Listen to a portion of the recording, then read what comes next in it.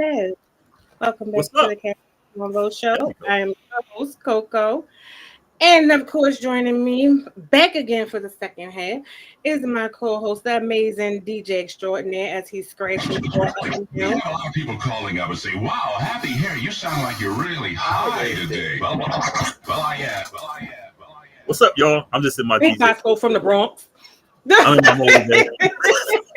I got on my turntables. I've been on it for like a couple of hours. I'm just hyped. Yeah, we're back, y'all. Hour number 2. You want me to finish off? Oh, sure. Okay. I ain't want to. Yeah, Rich. Oh, damn, we lost Richie. I wanted y'all to finish. he'll be I just back. didn't want it to be rushing He'll be back. into it. Yeah, but Yeah. do pick up. Like I said, yeah, it's about marketability, and Angel Reese, she's getting hers. She's getting hers, and I think those two they're bringing money. Chicago, where she's playing with Camilla, they're selling out the stadium. Indiana, where Caitlin Clark is playing, they're selling out the stadium. New York is selling out their stadiums, which you never saw that. And when those two play each other, wherever they play, in Indiana or New York, they play each other twice, at least twice a year. They're going to be packed. They're going to make money. The players are going to start making bigger salaries. They're going to be happy. And the players who don't like her, I don't know why these players keep bashing them, like, because these girls are bringing them the money they wouldn't make it. Yeah, because somebody was saying like, but they're in them little arenas. I was like, okay, great, but they were not packing those little arenas last season. This season, they're like, I think Caitlin games, they sold out more than Indiana games are sold out. Most of the season is sold out, so that's great. You want to pack those stadiums so more that than the NBA team did. Yeah, but then they can go to a bigger venue. So if they're selling tickets, that's what you want. You want them to pack them smaller venues so they can go back to the arenas, and then you can boost it up. It has to start somewhere, and I think. But you know what, Coco? I think everybody has this they keep looking at them as the NBA. They're not the NBA. Not the NBA. They're not the NBA. Still a lot of things that need to be worked out in the WNBA. But I think it was like that at one time. Yeah, the NBA was like that. And the parlays is even taking off on. Yeah. And see the thing about Indiana, where Caitlin Clark played, they play in the same building that Indiana Pacers play, the NBA team. They sold out their stadium. They had the freaking Pacers had 16,000 people. Okay. The freaking Fever had 17. They sold out the freaking NBA stadium more than the NBA team did. Yeah. The freaking Chicago Sky did the same thing compared to the Bulls. They sold out that stadium. And I don't know why people are trying to knock this. These girls are starting to make their money. They're starting to make their rise. You got to. And the fan base is increasing because they have a following, and that's what you want. Yeah, you want that, and then that's when I want a Reese jersey and I want a Reese and a Clark. I want both jerseys. I want my Reese jersey first because I'm LSU all day. I gotta have my Reese shirt first. Then I'm gonna get my because I got a Candace Parker and a Marion Jones jersey. I got them too. I got to get a Reese now. Then I'm gonna get my Caitlin. Yeah, like I mean, I don't see the bashing and all of that stuff, and I'm just like. Most of us just want to see all the girls win, including the ones that's already been in the league. I want to see the whole league win, period. But it's just like I don't think it's that deep. Whereas though we gotta make this big thing, and then it's kind of like, okay, what was she supposed to do? Oh no, I don't want to take it. Give it to nobody's going to do that. This is for them dudes. It's been guys. It hasn't been the female. This is for the guys, the brothers, the unapologetically black brothers. This is for them. You hate Caitlin Clark, but let me ask you a question. Why aren't you posting about Camilla? Why aren't you posting about Angel Reese? Period. They're in the league. Why? These are two sisters who are balling out. Why aren't you guys talking about them? Y'all spending more time bashing Caitlin Clark than giving them sisters their due. Yeah. Why don't you give them their due?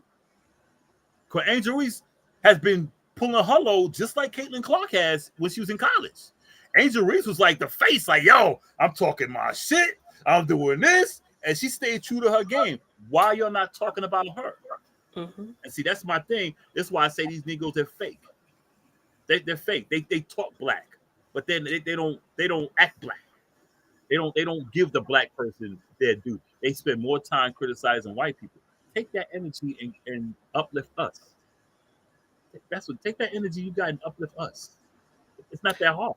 Well, since you mentioned that, let's just start from the bottom and work our way up because you took me into one of the topics, and I'm gonna let you. I'm gonna just but from the Some little conversation smoke like like we had yeah. earlier when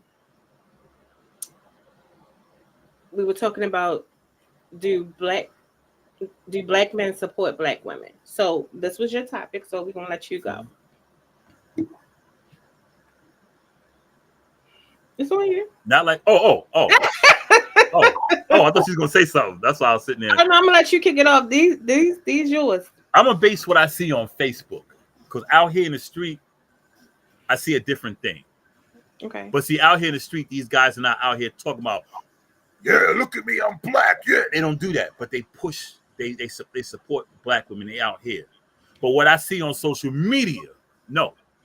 And I'm gonna tell you why I say no. You have on one side, you have the simp, who he's not really supporting the black woman. He's denigrating the black man to make the black woman happy. But none of that sentence he making uplifting the black woman. Mm. His way of uplifting black women is putting down black men. So that's not helping black women. That's just making those black women hate black men more. Like, yeah, them niggas ain't shit.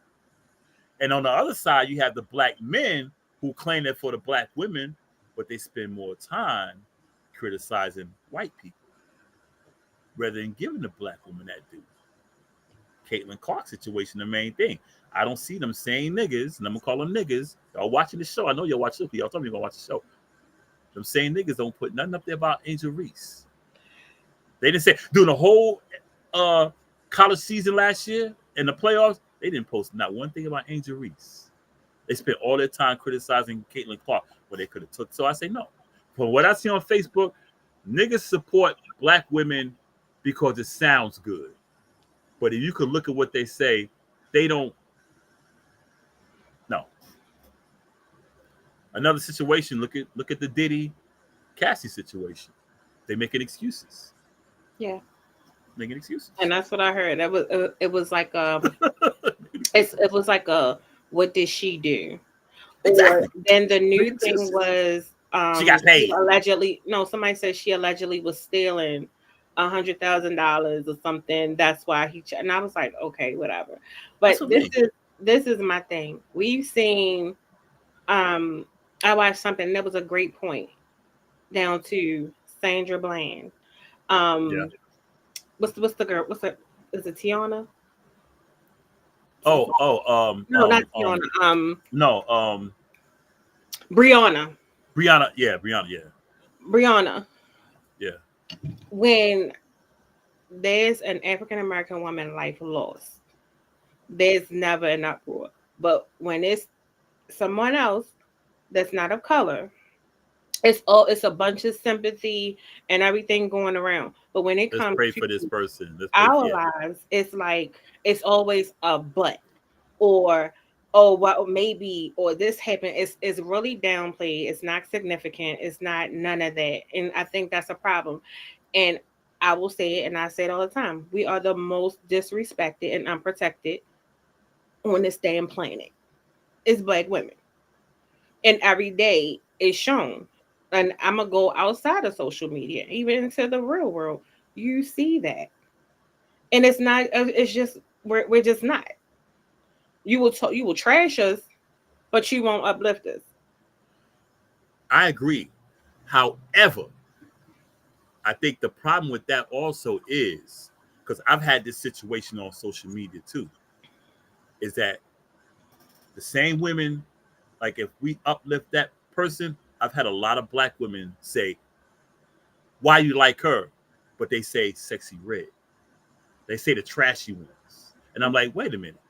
Does it matter? Yeah, it matter. That's all y'all talk about, that positive shit. I've heard that. That's why I say, when you on Facebook, do like I do. I open my audience to everybody. That's why I say I hear a lot of hate. Public, but I control my algorithm. Well, see, I don't. I listen to everything. And see, when I see some of the black women, and I'll go in there and I'll defend a black woman, and they come at me. Well, you know why that is. Can and it's not all black women. This is definitely not the majority. For those, the minority. It's mainly because they want to be, they'll pick me's, and they want to be like by the men. So you see that's the point I was making earlier. You see a lot of videos, and I get some videos from guys about women talking about how a woman should do this, what a woman needs to do, and it's all geared to what you hear men say all the time or whatever. Mm-hmm. Okay, cool, ma'am. You trying to get a little date or whatever it is that you want to do. That's fine, but it's usually geared to be a pick me or to be like by men. So they get on a hate train. And little do they know, they be the main ones that y'all talking about. But y'all big up them. And that's not us. Don't say y'all. Don't say y'all. Some of y'all be talking about. And then, okay, Drew said, we've been programmed that way. It's the fact that both men and women are aware, and it's still a problem.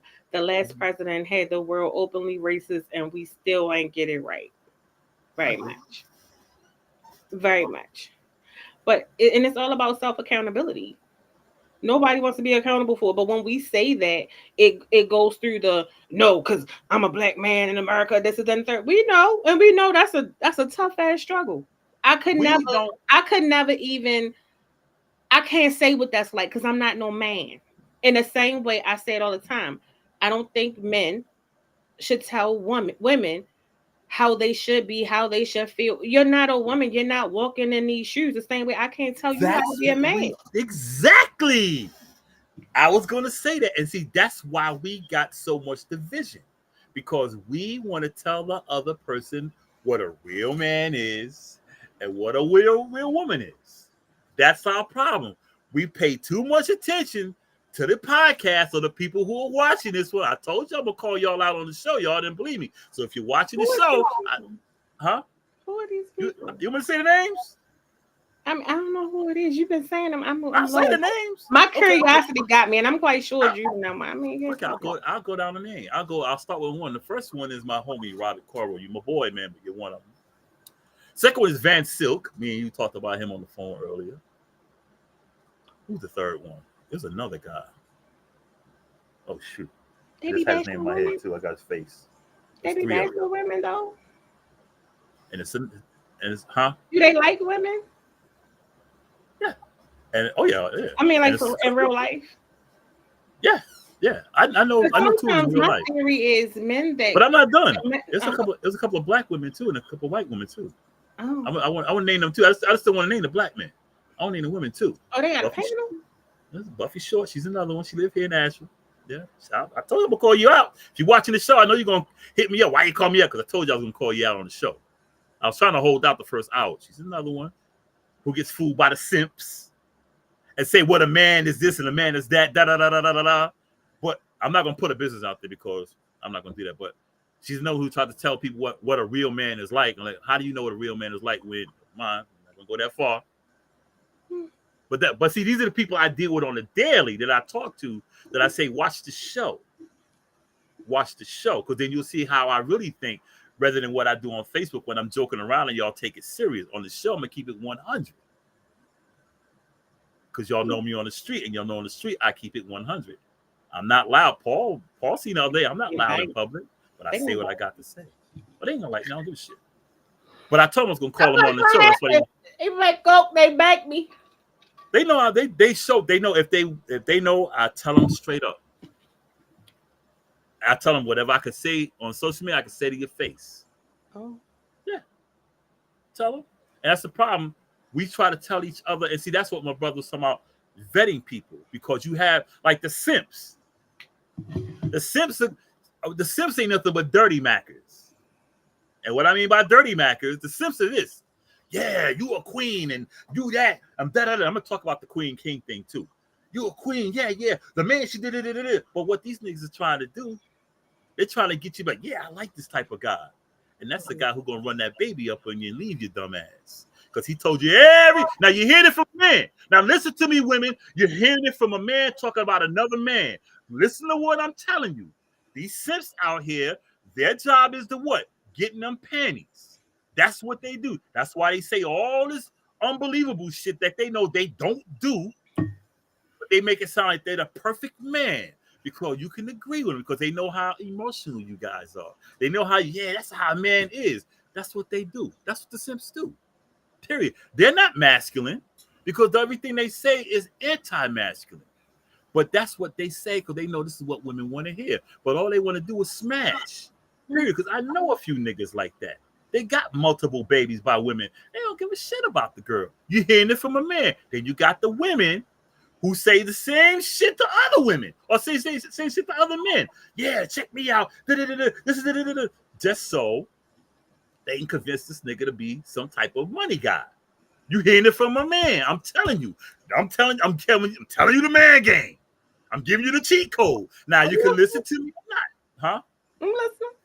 No, I'm talking to the ones who's listening out there. I know you listen. I'm looking right at you. But that's what these simps do. When these simps say, yeah, now to the king and queen thing, I do not prescribe to that. I'm gonna tell you why I don't prescribe to the king. If you got a bunch of kings and queens, who's gonna lead who? If everyone's a king and everyone's a queen, who's leading who?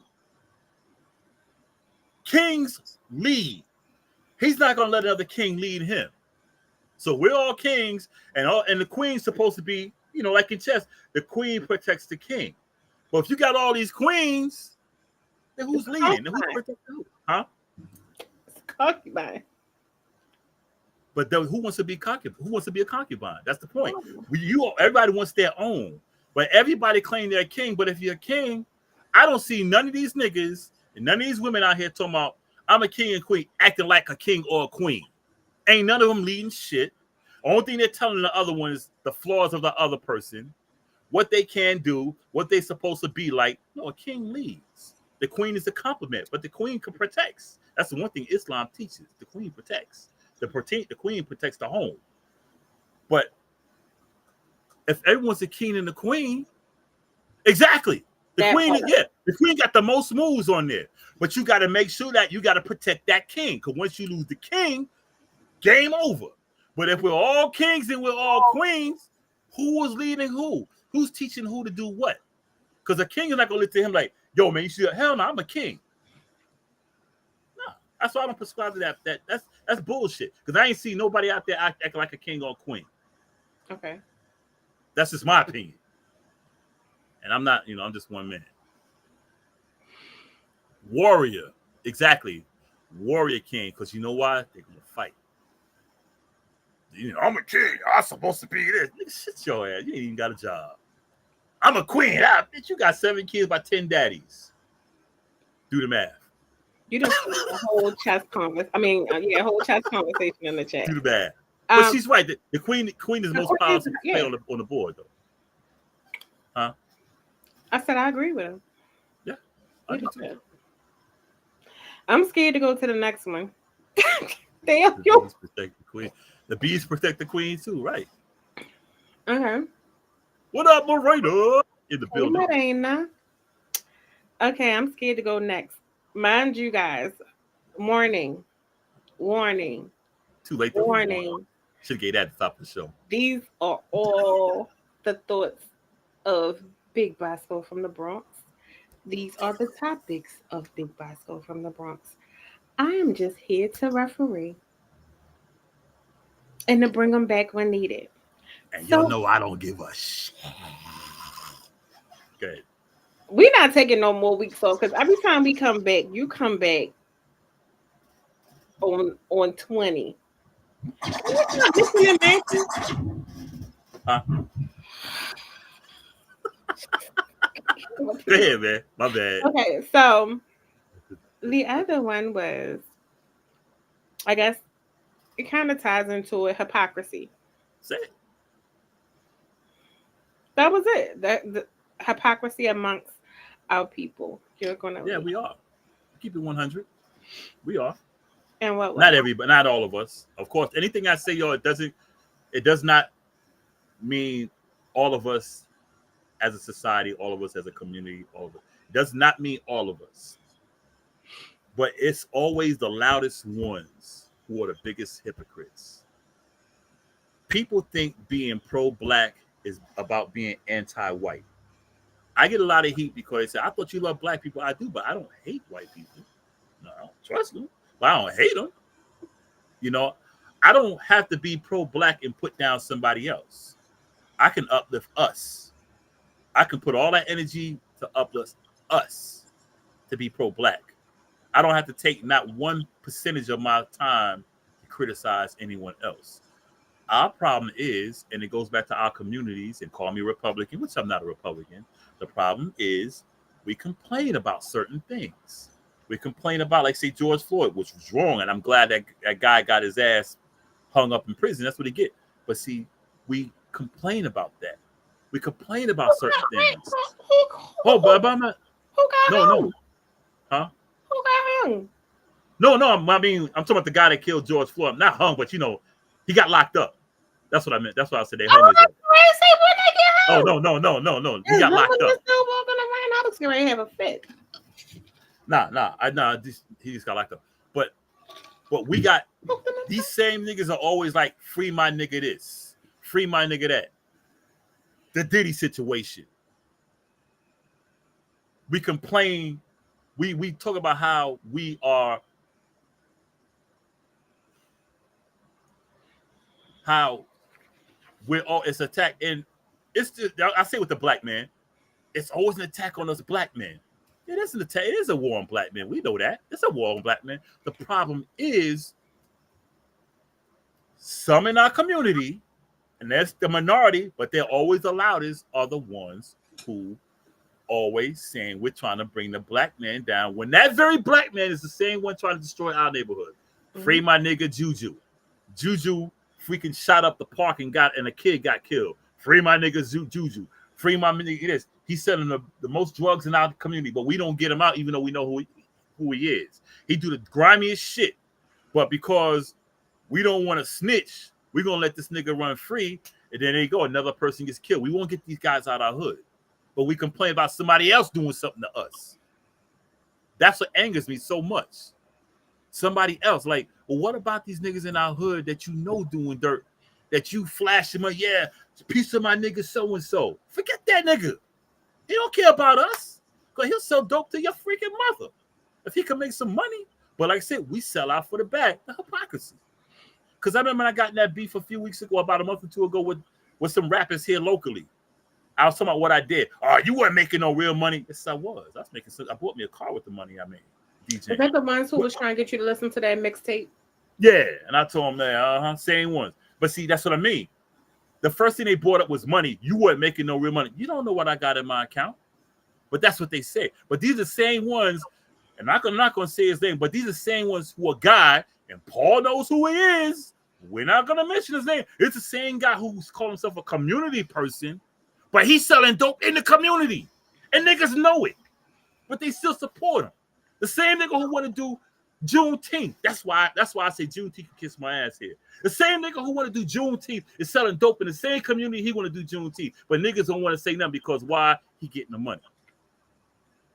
Get that bullshit, man. That's the hypocrisy we got. Why is this nigga allowed to do Juneteenth and he's selling dope in the hood? Why is niggas supporting him doing Juneteenth? He's selling dope in the hood. That's the hypocrisy in our neighborhood. If a nigga making money, oh, he's all good. But that guy who's working 9 to 5 trying to make this shit happen, don't nobody care about him. He a broke nigga. And that's when the women and the men. He a broke nigga. But he working every day. But we support niggas like, so get that bullshit, man. Yeah, we got hypocrites in our neighborhood. In our community. It's not the majority. We get that. It's not the majority. Yeah. Hell yeah. I'll call it out. I said it. I said it, Asheville. And I meant it. Ain't none of y'all niggas gonna come at me because y'all know how I bring it. Let's go.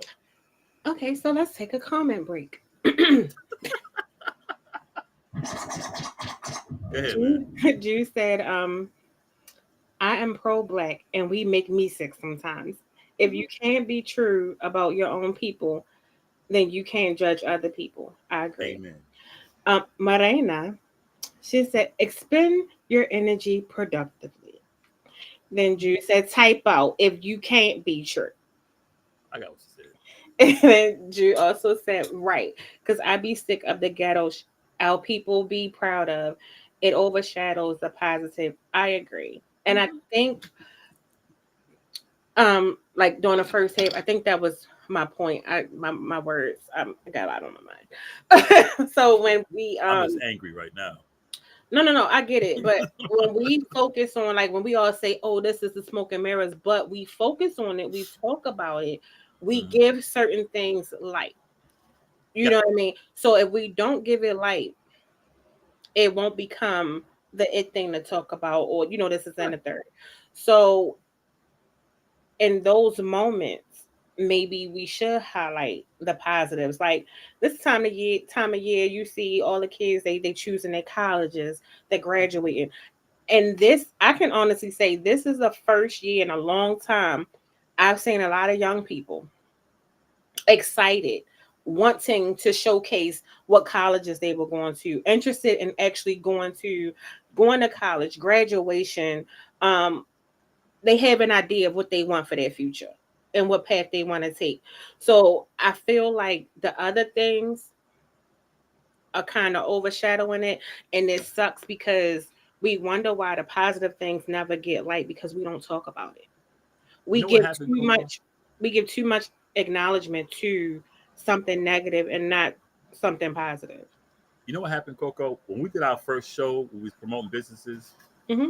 I posted a meme that said I had made a meme saying instead of boycotting businesses, posting up. I think it was like instead of posting about boycotting the business, let's Hmm. take the time and promote a black business. Right. Guess who was the ones coming at me? Take a guess. Us. Yes. One white guy said, that's a good idea. Hmm. The only white guy, no, two white guys. My boy Rick Patrick, shout out to him, and another one. That's a good idea because they basically said the same thing. You can make more, you make more money in your community promoting your business rather than boycotting the other. Hmm. Take that money. And that whole thread, niggas back and forth. Nah, forget that. We need to shut them down. Shut them down. I said, no, why don't we promote our business? Because we'll put the money in. Because when That you money will talk come about out of them, that people way. want to go to them. Why they Right. shut down and people That's what want I'm to talking go about. see what you're talking about. So That's what I'm go talking about. I said the money will come out of their pocket and go in our pocket. Now forget that. Because you know what's gonna happen? And I was like, I wanted to throw my glasses, man. I was so pissed. I was like, niggas. Niggas. That's it. And I'm not gonna call their names, but they're still on my Facebook list. I think the thing is to lead by example. I think that's important. Like you can talk to your face turn purple, but Yeah. the more certain things continue to happen, or you spread positivity and they catch on, it becomes contagious. So Yeah. then that's when people, we say all the time, people like to jump on a bandwagon or something. So Yeah. if something positive gets highlighted or it starts to get some shine, what's the first thing people do? Jump on the bandwagon. Right. So I think just keep highlighting the positive things. It'll catch on to who it needs to catch on to. And then eventually it'll keep moving and keep going on. I wouldn't get discouraged behind it Yeah. at all. That's why I respect Paul. He's an OG to me. That's why I respect him because I gotta give him mad props. He keep it 100 and he know where his feet stand and he holds his ground. I give him props on that. And I see him as one of my because he's one of my elders. So I got mad respect for him because he really puts in that work. So shouts out King Paul always, man. Oh, I ain't gonna read that comment then. Oh Coach no. Paul got No. checked. No. I read it. All right. I read it. Yeah, but no, I just think we should. I wouldn't get discouraged. I wouldn't let that discourage me. I wouldn't give those people too much. And I'm like, I skip a lot of stuff. People are like, oh, did you see? Nope, I choose not to. And I think that's when our choices become significant. Yeah. What we choose to bring light to. Yeah. So if you choose to do the positive thing like you do on your page, like you do effortless, Mm-hmm. Mm-hmm. Effortlessly. effortlessly. Effortlessly. I got I you. need to go to sleep. This is And, easy. Like just be like you do what you do. Nick, keep doing that. Oh, it's not gonna Because stop. it's going, you know what I mean? I wouldn't even let whoever don't like it, let them don't like it. When people be negative and want to troll or do all of that, Ignore them. You know, I will ignore something in a heartbeat. You gotta come at me directly. I And do then that. sometimes I choose what I don't want to, but I wouldn't let that like be a No, discouragement or nothing like that. But no, I ignore it. Like I put on my post of that said I read the comment because I want to see who's chirping, mhm, but I don't respond to it because I don't respond to ignorance. That's okay, why I sit there. Any posts that pop up, I'll read every comment in my thread. But if you never see me respond to it, it's because I don't respond to ignorance. Because if I respond to ignorance, what does that mean? I'm a fool. What? What happens when you see two people argue? Someone argue with a fool, but you don't hear the conversation. That's two fools arguing because you don't know who's right. So I don't engage into the ignorance. If you want to say something stupid, outlandish, definitely bigoted, which I'm like, I don't understand how you can complain about white people, but you just as bad as them. That's all you talk about. You never talk about anything uplifting black people. All you talk about is bashing white people. And I'm not, if that's your thing, that's your thing. But you mhm, can use that energy to highlight the stuff we do.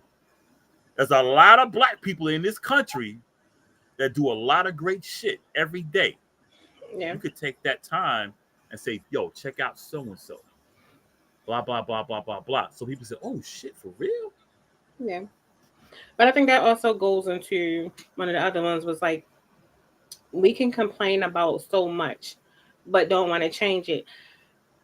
And I think I keep bringing up why do we highlight certain things and we complain about what's needed. We complain about what the issues are. So I think once we start to change our behaviors and how we move and how we navigate, Mm-hmm. that's the first step. But sitting back complaining and watching shit happen, but nobody's even I don't care what the masses do. But if I change my walk, if I change what I'm doing, how I navigate through certain situations, I ain't gonna sit around and complain. I just know I need to do something a little bit different. Then maybe it'll follow suit because then I can teach somebody else. That's the biggest thing. What the hell did you say? She said, Jude says, I can't lie. I've been to a few places to support black businesses, and the experience make me feel like, why are we like this? And others have been great. We get offended about the reviews, but black people be black people, and sometimes, and we know it. You just can't let one negative experience stop you from supporting the next business. I completely agree. Yeah, with Paul, I hadn't been able to link up with you. It's a job thing. Cause trust me, I want to show up, but it's a job thing. I'm a chef, so I just can't take time off when I want to. But I be wanting to link up, real talk. But I called out that one person because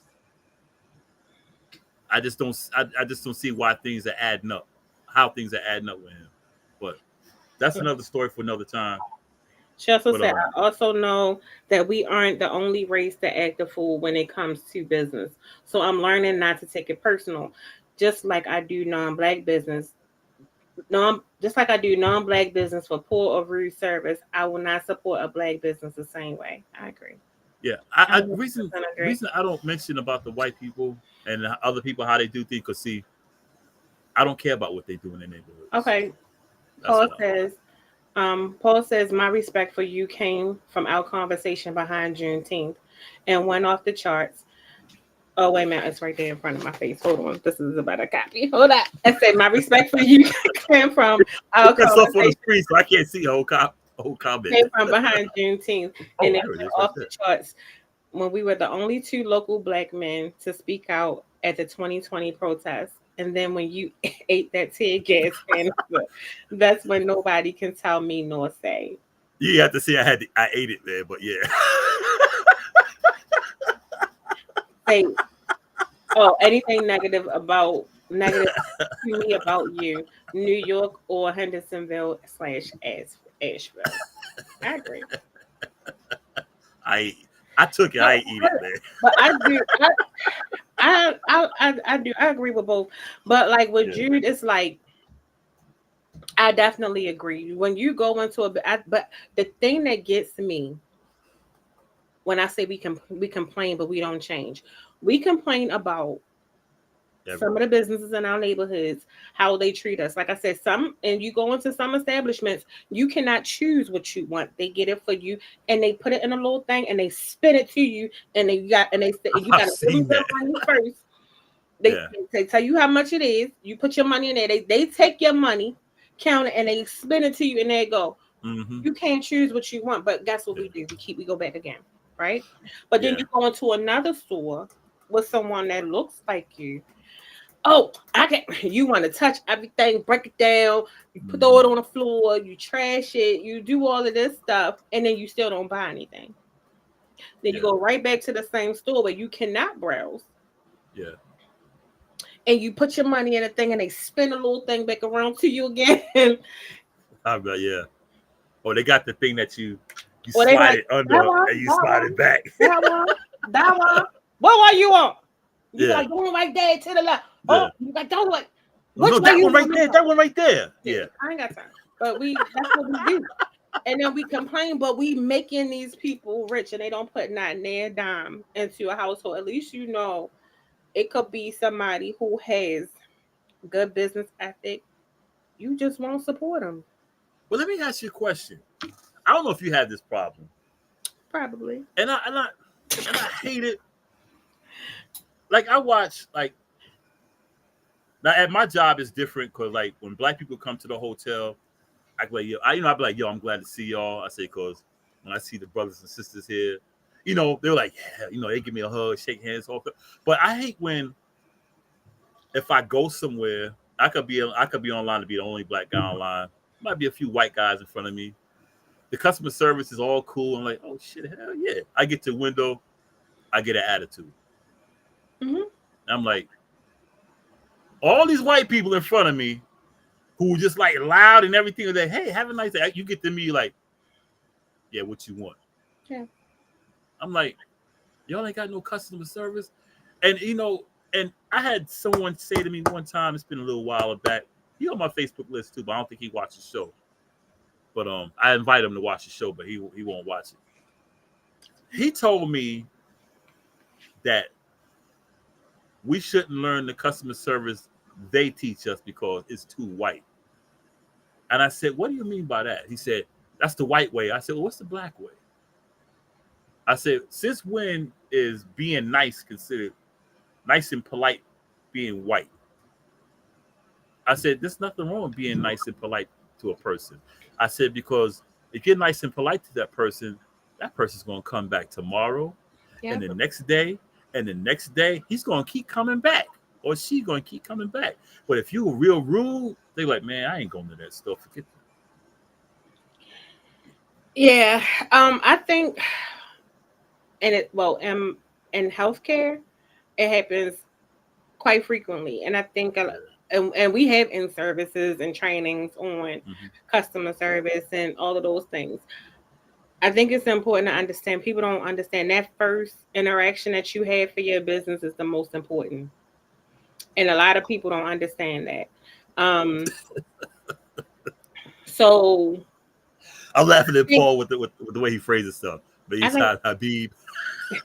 I think anything that's like considered proper or proper etiquette is labeled as, we're gonna say, whitewashing, right? Yeah.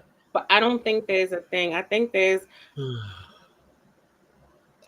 being civil. Yeah. People look at it as being proper or white, but being ratchet and ghetto is considered real, or this isn't. No. Yeah. Like sometimes I be wanting to wish that I could go and record, right? And do a playback. This is what you look like. Because sometimes when you see yourself, it's no way you can think that was okay. I'm gonna start doing that. You know what I mean? So start doing that was okay. Now I can speak from a line of like healthcare. So even when it comes to like training or anything like that, when people you engage and you just like, that's why they start a thing, but you can't be on your phone. So imagine you coming and you don't feel good, and the person that's at the thing. Oh, hey, what's your name? Yeah. You're gonna be like, it's off-putting, right? It's not welcoming. So the thing, even in business or any establishment, you want to feel welcome. You want to feel like your business is what's wanted. That's in any area. So when you look at it from different perspectives, people are like, well, my line of work, I don't care what your line of work is. At the end of the day, you want people to patronize you. You want people to want your service and to come back. That's how you get paid. When I You're like, oh, I ain't kissing nobody. I'm not asking you to kiss nobody. But the thing about it is that right there is a part of your paycheck. Look at it like this: anything that comes through that door is how you get paid. You know what? Being a chef, I'm always interacting with people. Before I became a chef and I was just a cook, I mean, I got respect from white people, but black people, like, they just looked at me as nobody. When I became a chef, when I go out there now, it's like, oh shit, that's the chef. I get that respect. And I hated it because it was just a different uniform. Same person, different uniform. And I hate it. Now, being in a hotel, once I moved up to a hotel, is a little different because you got a bigger clientele and make more money. So they respect you more. But and this, and I want people to know, this is not a knock. I'm not bashing our people because it's definitely not the majority of us. It's a small minority. But the problem is, it's like people seem to listen more to the minority than the majority because the minority sounds good. It sounds more to being black. And it goes back to when people say you talk white because you talk proper. I heard that when I first moved down here. You talk white. Why? Because I don't speak slang. And that's what I heard from a lot of people. I said, I don't speak slang. That doesn't make me white. Just my mother taught me that way. You know, and people got, oh, you from New York. You from New York. Oh, yeah. I said, that shouldn't be the reason why you change your mind by the way I speak, because you found out where I'm from. Mm-hmm. And it's like, if you talk, like my sister, she can talk ghetto, because I'm not going to say black. She can talk ghetto. But when at work, she's totally different because she knows she has to talk to people because she's in healthcare and she's a supervisor and all this, and she got to talk a certain way. She got to talk to people. Because my mother always told me, always speak where people can understand what you're saying. Right. It doesn't matter what they look like. And she said, being you're black, you need to be understood. So that's why she would not allow us to speak slang in the house. We got out in the street, yeah, but in the house, nah, you couldn't say what, you couldn't say yeah. It was yes. What but was in the yes? home is where you learn proper etiquette, and you learn. That's your first point of learning how to communicate and talk to people. So there has been studies that show like your engagement in the home. If you ever notice when you see some kids and they be like cussing and getting smart or like and you like, oh my God, their mouth. But then when you see the rest of the family, they're engaged. That's how they engage. That's how they So engage. you like, oh well, dang. Then when you see the kid that's like, hi, when you see the family, they carry themselves in the same way, right? So it all goes into the foundation of what we're taught. Yeah. And they don't teach etiquette in school anymore. Because I know when we came up in New York, I don't know if they did in Baltimore, but when we came up in elementary school, they had us hold the doors for the girls. No, they just open the doors for real. Nah, we had to walk with the girls side by side. And if if you was going in the door, the boy had to hold the door for the girl, or for the girls to go through. Then the boys went through, and then the boy that held the door, he was the last one that went in the classroom. Same with going out. Yeah, that's how they taught us. Whoever's in the front, the boy and the girl, the first boy in the front of the line had to open the door. My problem, I was raised by a bunch of women. I ain't know no better. I told you that was school. School taught us that. Me out one day. He used to cuss me out all the time. When we became friends, he'd be like, "What are you doing?" And I'm like, I used to get the door. Like, go ahead. He'd be like, close the damn door. And I used to be like, go ahead. And he used to be like, close the door. And I'm like, boy, come on. I'm holding the door. He like, close the door. He like, I'm supposed to hold the door for you. And I was like, oh well, whatever. All right. Because you know what I mean? So it's just like little things like that. And I was like, oh, okay. So now, and then at the time I was young, I wasn't dating guys that was opening the doors. So when I started dating guys that would open the door, pull out the chair, Oh, that's a requirement. I like that. I be mad when a person don't. I told you I dated somebody one time. Went from the opening of the doors, right? Mm-hmm. Then one of my exes called. We went to Michael's one day. I'll never forget it. Oh, Michael's is So my spot. I'm like, I was getting some supplies. So I'm standing at the door. He made me a church girl. He did it. He was like, Damn. come on. And I was like, you're not going to open the door? He like, man, if you don't get you. And I was like, I ain't used to this no more. And Paul, so that's I one hear of you, my Paul. questions. Like, do you open doors? That's a requirement. Paul said a lot of people haven't been out of the state no further than South Carolina from Asheville. You know, small town people with small town mind. I hear you. You know, the thing about it, Paul, I don't know if you know, my family roots are here. My mother was born and raised here. All my aunts, a lot of my cousins, everyone was born here. I was just the fortunate one to be born in New York and raised in New York. But my roots are here. So I don't hate Asheville.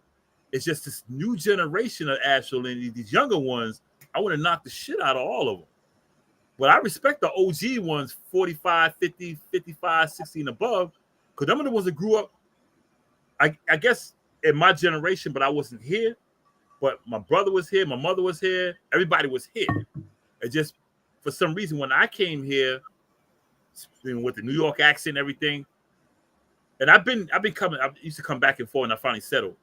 People just treated me differently because, oh, you're from New York, you're not from here. My family roots are from here, right here in Asheville, North Carolina, right here. Anyway, but getting back, yeah, I think Jews said they walked in a straight line. I can't remember who said it, but no, it was the same. her and Marina is having a whole conversation. Yeah, they got a whole side. I see they got a whole side conversation. We walk in a straight line sometimes. When we're younger, we walk like boy girl side by side, like kindergarten till about, I guess, like second grade. Then when we got to like third grade, it was the girls in the front, the boys in the back.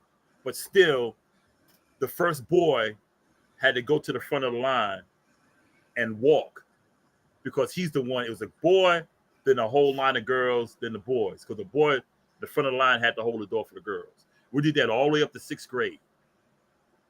And he held the door till everybody went in, and he was the last one. Class let out, he opened the door. Girls go out first. We lined up, girls out first, then boys. That's what they taught us in school. Oh, I was a safety guard. I just had to open the door. Remember when you had a little belt? Yeah, with a little thing. Yeah. I had to I forgot about that. You know what I mean? You thought you was the shit back then. You when you say safety, nobody's telling you nothing. You thought you ran the whole school. Listen, I got that little belt. Oh, yeah. I ain't tell nobody. Me and so. Man, please. When you say safety, everybody hated on you when you was thinking like, she thinks she all that because she is safety. Hell yeah. I forgot about that. Everybody wanted to wear the belt. Yeah, so we ain't learned that. I had to open it. Go ahead, open the door. Yes. I forgot about that, man.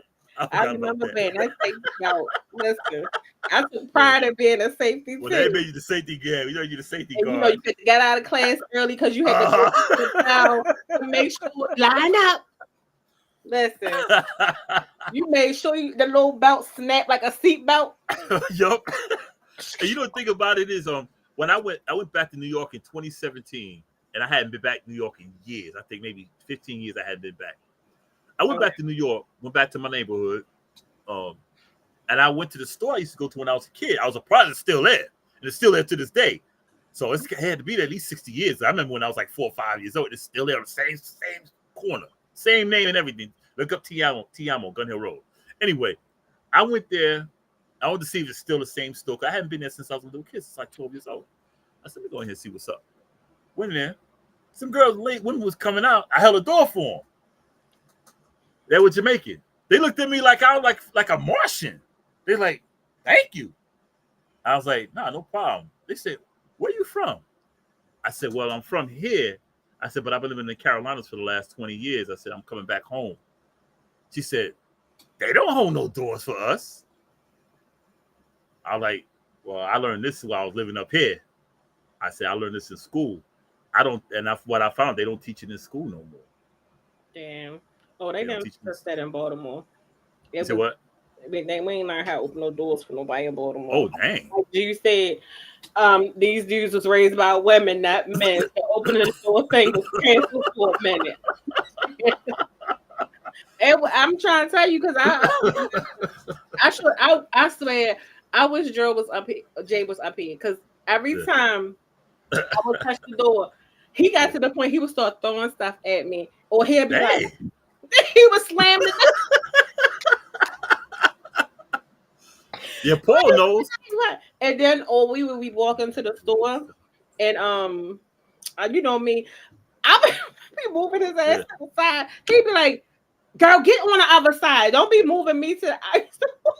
I'll read Paul's comment. I just knew I was a dude.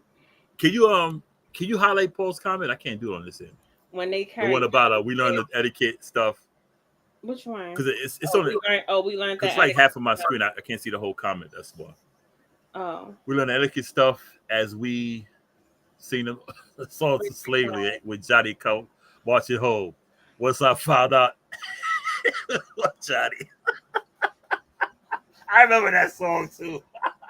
yes, like no. Yeah, we didn't see the songs though. We didn't do nothing like that. They just taught us etiquette, how to hold the doors and walk the girl to the seat. Whoever you was. That's why I had a conversation with who was I talking to? Was it a guy? I want to say it was a male. And we were talking about the structure of like the homes and the significance of having mom and dad in the home. Like certain things are just taught. And I think that's one of those things that's beneficial of we can't teach boys how to be men and men can't teach girls how to be women, right? Oh no. So it's like that whole thing, and we got into the whole conversation. I think this kind of highlights that why. Because look, I thought I was supposed to do it. Yeah. And because I was so used to other women, my family, we held the door for each other out of common courtesy. Yeah. In my mind, I'm just being nice.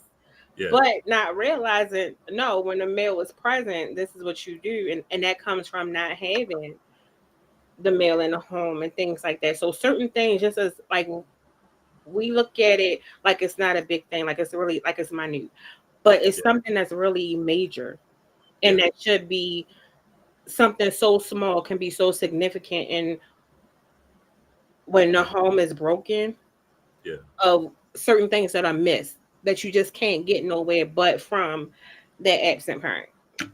We just got to get out of the thing saying that's white because you're teaching someone manners. Manners do not have a color. If you're teaching someone manners, you're teaching them etiquette. You're teaching them how to be polite. You're teaching them all this stuff. Because I see a lot of guys today, and they'll hold the door for each other, but they'll walk through the door slam right in the female's face. Pow! I'm like, damn, nigga. But you hold it off for your homie, you got a little suspect now. You know these dudes today, they doing each other anyway. That's why they don't like women. Yeah, I never forget. We were my sons. They like my oldest son. I think he was in middle school or high school. One of them, and one of our neighbors. She was older lady. So he was like he helped her with her. Just helped her because she was getting ready to drop him. So he helped her with her bags. Mm-hmm. So every time he saw her, she would have some bags. He would help with her bags. So she saw me one day. I was coming home first. She was like, you got some well-mannered, kids, this is and the third. And it was like, wow, that was like a great thing. So I think it goes back to what we teach our kids, that foundation that you said is important. Paul's comment. And that's just something that I like taught them, like you help, somebody older than you or whatever. And I had my grandmother, stuff like that. So they were, what's the word I'm looking for?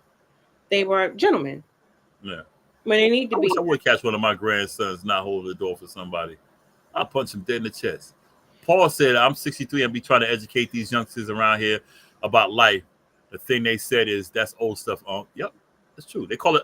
That's why I always hashtag old man energy, because they used to say that stuff to me. Oh, that's old man energy. No, it's not old man energy. But our parents used to say the same thing to us when we was young. What's that? when we used to do stuff, and we used to be like, well, we don't do that no more. That was back in your day. Yeah, but we And did it's it. like now we're catching it Oh, now. but we did it though. That's the thing. We did it. These kids won't do it. We did it. We still did it. We were like, I ain't gonna do it. They were like, well, you gonna do it today, and we did it. Okay. And we just kept on doing it. These kids there, I ain't doing none of that. And they don't have to because there's no accountability. I know. Even in That's the problem. a lot of times in parenting, there's no accountability. No accountability. It's just like, oh no, they're just I could not be a parent in today's world. I could. I You know couldn't. why? My discipline is Bust different. that. And I don't change. My daughter, India, she got 11-year-old now. No, she's 12 now, and she will bust her ass, old school way. She'll tell you, "Oh, I'll." I mean, for like some things, or like certain things that I see, and like I said, Me neither, Paul. I don't knock nobody. However you choose to raise your child, that's that. Yeah. But I know certain things of like, if I say what I say, if it's meant to be explained, I'm not explaining a whole lot. You're not gonna ask me a bunch of questions of why. If I say no, that's it. That's not for discussion. You know what I mean? Like certain things like that. It's just like I had a line that was drawn, and that was just it. Some of these, I don't play that. some of these kids got too much of a say so. But the parents want to be their friends Uh-uh. rather than being their parents. I just I tell my grandkids every day. I said, the day y'all disrespect me, that's the last day life exists in the form that you know it as. Yes, Drew said exactly. She says for some people kids be bad as fuck, and the parents be looking defeated. Yeah, because you let it go. To the thing of when you start letting certain stuff slide as they get older, you got to continue to let that slide. Because when you try to put a chokehold on something that you don't let slide, because now it ain't cute no more. You got to keep that same energy, and then that's why you had these kids in because you ain't ever put your foot down. So you trying to put your foot down and stick your chest out when they bucking at you for real now. Or these kids that be wilding out, and the kid be like, "My kid wouldn't do that," and the kid done said, "Yeah, mama, but he pissed me off," and they be like, "Okay, I'm gonna defend you." My kids, nah. I would tell you, call 911 because I'm about to choke you out right now. Play with me. Ask my sons. I never had to spank my daughters. Ask my sons how many times I had to be like, "Okay, I'm coming to school and get you." They'll tell you, they'll be like, "You went to the school? Hell yeah!" What you do? My oldest son, the voice, he had threw a chair at a teacher one time. He was a 6 or 7, I think he was. He threw a chair. Oh, wait a minute. Yeah, he threw a chair at a teacher, and the teacher was scared. They called me up. If he ever come on the show, ask her. He probably remember it. I said, I'll be down there in a minute. Oh no, he need an anger management. I went down there, and I said, "You like throwing chairs, right?" You know how the kids look at you like they want to say yeah, but they say no because they know if you say yeah, they say there you're gonna bust their ass right there. I said, "Oh, I got something for you." I spanked them right there in the classroom. My other son, I went there, and the principal said straight up, "Do you need my office?" He took off his belt himself. He said, "You need my office?" I said, "Yeah, I'm gonna need your office." Oh, it's his ass. Damn. And now my son, my oldest one, wilded out again. Oh, my son and apologized. He was just. I hit him in the chest. Boom! I hit him in that chest. He never acted up again. My youngest son is the next one down. Yeah. I said, "You're gonna learn your lesson." I said, "Today is the day, the first day of the rest of your life." He came home because I talked to him on first. I said, "Today's the first day of the rest of your life." He said, "What's that mean?" I said, "I see you get home." Oh my God. I remember that day. Yeah, you're right. I did. My bad. My bad. I did with my daughter's ass. I did. Yes, you're right. My son, I forgot. That ain't nothing. I had to. But my next son, I don't know why my son thought he was gonna play with me because him and my ex used to be like this. So they would always call him. Yeah. So a lot of times I didn't know when he had to go get him, and he go take him go get McDonald's and stuff, right? And I'm like, why he get McDonald's and you had to go get him? Oh no, we had to talk. We good. So one day they called me. I'm off this day, luckily. So they like, oh, he wouldn't sit down talking back or whatever. So they like he's like marching around the class disturbing. I was like, wait, marching? What you mean marching? So in my mind, I'm thinking he's just walking, right? Yeah. So I said, no worries, I'm on my way. Cause I'm like, these people keep playing with my son. Cause I'm believing my son in this fool, right? Oh, I didn't believe my kids. I knew they were lying. No, my ex had his back. Cause he didn't want him to get punished. Oh, I knew mine was lying. I go to the school. My son is marching. Literally marching. Yes, around the place. And the teacher found him, Jaden, please have a seat. And he just marching. Loud. Stop it. I said, because I couldn't believe he was really like marching. What? What was he marching for? He just like marching around. He wanted to march, I guess. So imagine he's never dealt with the consequences of getting in trouble. And he's so used to my ex coming to get him, and then they go get McDonald's because he didn't want to go to school. And my ex like, he didn't even want to go to school for real this morning. I don't care what he wanted to do. So anyway, so he marching, and I said, so he turned around, he go, oh, he didn't know you was there? No, tell y'all his name. So this what we doing? Oh, you want to? I said, keep marching. I made him march the whole day. Everywhere, march. You won't march it. Listen, that boy marched for a whole week. I was not playing with him. That was his punishment. You cannot walk on march everywhere that you go, knees to chest. And that boy, and I tell you much. See, I'm ready to tell you about my kids. My sons. Yeah, I did have with my daughter's ass a few times. She did not the youngest one. He wasn't marching for no damn freedom. He was marching to be a goddamn mess. Then my ex tried everything. I mean, but why he get in trouble though? He marching. Nigga marching in the class. Those kids laughing. I was like, oh, okay, that's what we know. I'd have laughed. You know what? I'd have walked in there laughing too till he heard me. No, I made him march for a whole week. That's the one I hate to embarrass him many days. So I made him march for a week. Then it was the other time. I said, okay, because I had to go to the school like three times a week. So the next week, I said, if I get one more phone call, I'm gonna get him. Yeah. So they called me. Because I told them, don't call him no more, call me. I said, okay. So I went up there in like 10 different colors. How old was he when he was watching? He was probably like 8 or 9. He was marching. That's hilarious, boy. And he goes, so I go to school. I had like 10 different colors on. And back then, I had on the little scarf, and I was busted. And went and sat right in his class next to him. We in school together. He was so embarrassed. He was like, why you gotta come up here looking like that?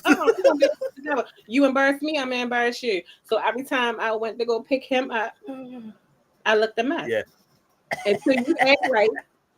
I'm like, who mother is that? So he never told you why he was marching. He just he didn't want to sit down. He didn't want to be in school. He wanted to go home. So he marched. Because in his mind, my ex was gonna come and get him. Jay he marching for free.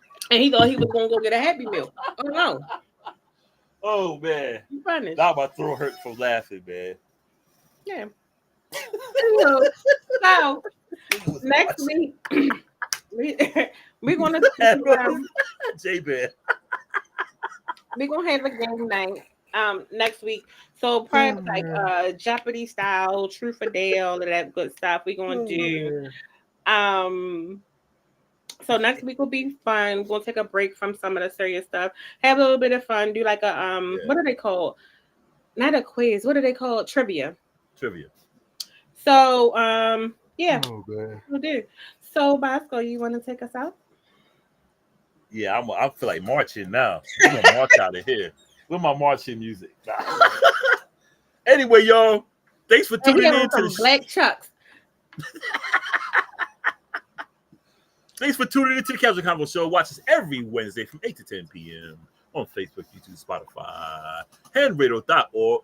Check all your social media sites because there's a good chance we're all of them. Just Google us, you'll find us, and we do what we do. Thanks to King Paul as usual, my man with a master plan, Jay Bear, who said my man was marching to freedom. My niece Morena, of course, Jude in the building. Q, thanks for tuning in, Q. My boy Richie Hicks from Richie Hicks Sports Podcast showed up in the place. I'm going down the list. So many people. You know, if I didn't mention your name, it's because we got so many people in the chat. I can't remember everybody. Oh, my brother Dwelle JL in the building. Check me out 6 to 8 p.m. Also 10 to 12 p.m. Monday to Wednesday. Handradio.org. I'm mixing it all up. The lunch mix. And I got you at night too for 6 8 p.m. on Wednesday. For Risk Behind the Boards, check out our handradio.org website /shop. Get your shirts, get your hoodies, get your beanies. Yo. Also, check out, if you want to check out any past shows and tonight's show, please check us out on Spotify. Thank you so much. YouTube also. We're on YouTube. Yes. Don't forget YouTube. Watch it all you want to watch it. You can pause it, come back, watch it later, pass it to your friends, do it all. For Risk Behind the Boards, I'm Bosco from the Bronx. That's Coco. We are marching for freedom. We are out of here. Till next Wednesday, y'all.